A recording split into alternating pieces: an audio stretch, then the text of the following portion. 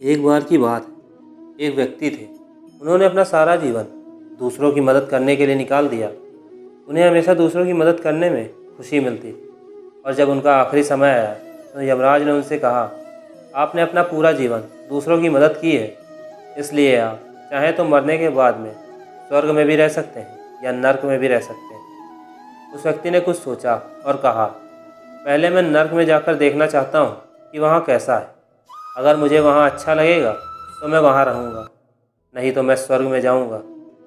यमराज उन्हें नर्क में लेकर जाते हैं और जब वह व्यक्ति वहाँ जाता है तो देखता है कि एक बहुत बड़ा सा हॉल है। वहाँ पर बहुत बड़ा टेबल लगा हुआ है, खाने का बहुत अच्छा अच्छा सामान है, लेकिन फिर भी सब लोग भूखे हैं। सबके चेहरे पर उदासी है और सबकी शक्लों पर साफ दिख रहा है कि उन्होंने बहुत समय से कुछ भी नहीं खाया। उस व्यक्ति को यह बात बहुत अजीब सी लगती है कि खाने का इतना सामान पड़ा हुआ है, फिर भी हर व्यक्ति यहाँ भूखा सा क्यों दिख रहा है। उसने इधर उधर देखा, फिर उसने गौर किया कि सबके हाथ इस तरह से हैं कि कोने से किसी के भी हाथ मुड़ नहीं रहे। अब अगर हाथ किसी के मुड़ नहीं रहे तो वह लोग खा कैसे सकते हैं। फिर व्यक्ति ने यमराज से कहा कि मुझे यहाँ नहीं रहना, अब आप मुझे स्वर्ग में ले चलिए। जब वह स्वर्ग में जाते हैं तो वहाँ पर भी एक बहुत बड़ा सा हॉल होता है। उस हॉल में भी एक बहुत बड़ा खाने का टेबल होता है जिस पर नर्क के जितना ही अच्छा खाना रखा हुआ था। लेकिन यहाँ पर सभी लोग बहुत खुश थे। यहाँ पर कोई भी भूखा नहीं दिख रहा था और हर इंसान के चेहरे पर एक अलग ही चमक दिखाई दे रही थी।